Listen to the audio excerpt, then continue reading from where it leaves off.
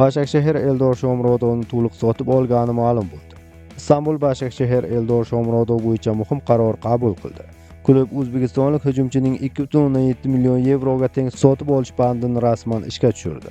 Bu haqda Ajans Sport nashri xabar bermoqda. Bu qarordan keyin Shomurodovning transfer huquqi endilikda to'liq Başakşehir qo'liga o'tadi. Shu bilan birga kelishuvda yana bir qiziq jihat bor. Agar Eldor kelajakda boshqa jamoaga ko'chsa, Roma keyingi transfer summasining 10% olish huquqini saqlab qoladi. E'tiborlisi 30 yoshli forvardning transfer huquqi 2021-yildan buyon aynan rimliklarga tegishli bo'lib kelayotgan edi. Hozirgi formasiga qaraganda bu 10% ham ancha shirin chiqishi mumkin.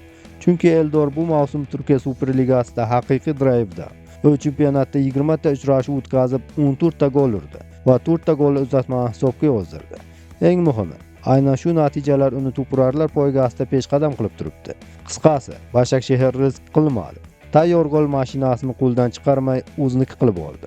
Endi esa Shomurodovga asosiy vazifa bitta. Shu tempni ushlab qolish va jamoani yuqori maqsadlar sari yetaklash. Raqiblar esa odatdagidek qayerda to'xtatamiz deb bosh qotiradi.